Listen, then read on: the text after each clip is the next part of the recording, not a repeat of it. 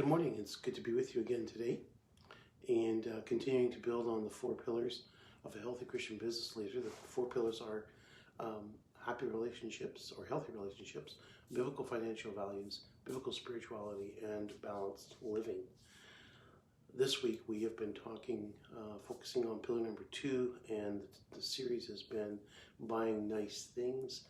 We've looked at, is it wrong to own nice things? And the answer was no, it's not. Money, love it or use it. And so that's one of the questions we have to wrestle with when we talk about buying nice things. Having money is not the problem. And we look at it's not an issue about whether you have money or don't. And then yesterday we talked about what does it mean to provide for your family.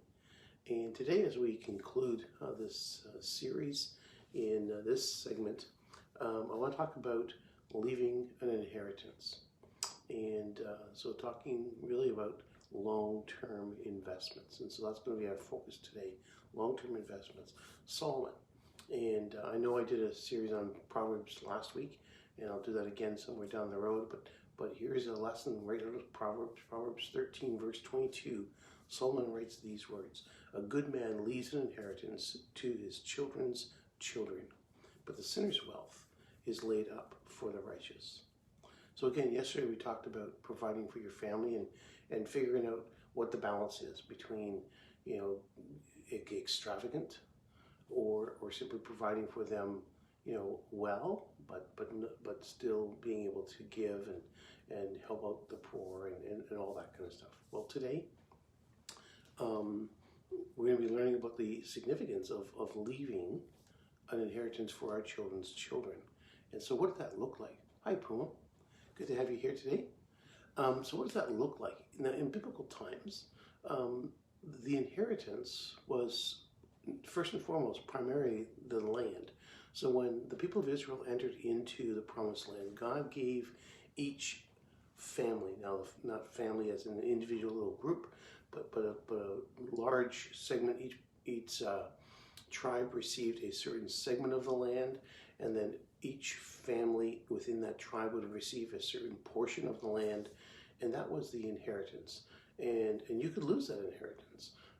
And God had created all kinds of rules around that, and if you lost it because you bad investments and that kind of stuff, there was the year of Jubilee, then the land would go back to your family and that kind of stuff.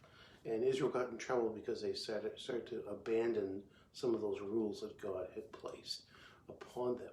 But what Solomon is getting at here is that you need to leave that inheritance. There needs to be an inheritance for your children's children, not just for your children, but beyond them. And but not just the land. It was also the accumulated wealth that was created because you had invested wisely.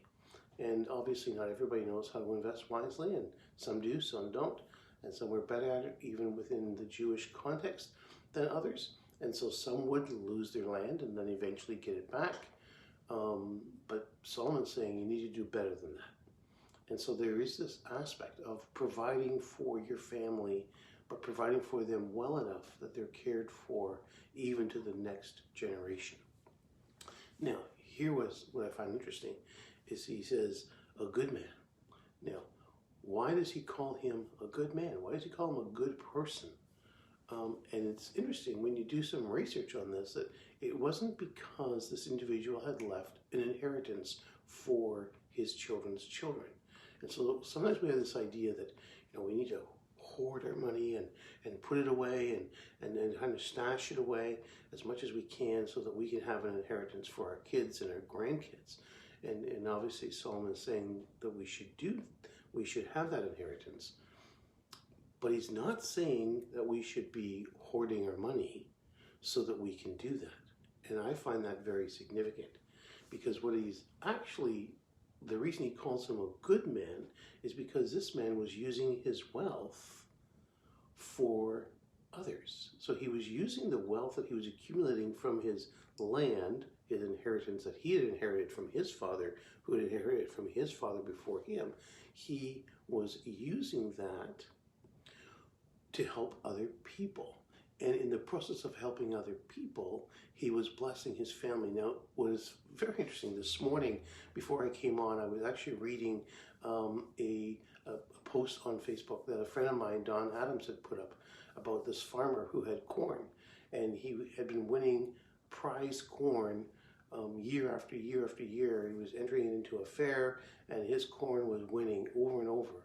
And a reporter was asking him about his secret, and the fact that this guy had prize corn, and he was giving his corn seeds to his neighbors, and the guy was saying, but they're in competition with you, and if you give them your corn, isn't that going to threaten your ability to continue to win the prize? And I love it, because this is the very principle basically that's happening right here in this passage here in Proverbs. And that was, the guy said, no, you need to understand. I give corn seeds to my neighbors, who then plant my corn seeds, and they grow good corn in their fields. And then when the cross-pollination happens, it comes from their fields into my fields, and it mingles all around.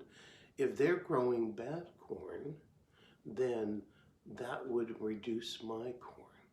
But by me helping them with my good corn, and I give them good corn so that they can then grow good corn, and yes, there is a possibility, I guess, that they could win, but the issue is I'm giving them good corn, and that in essence is also helping me. And that is what Solomon was after here. He was saying this man is a good man because he's taking what God has blessed him with, and he's helping others, and as a result, God is blessing him even more. And I love that. So today, as you go about your day, may you be a good man or a good woman. May you use what God has blessed you with to help others. And then may we be blessed to leave our children's children an inheritance. May the Lord bless you. Have a great weekend, and I'll see you again on Monday. Bye-bye.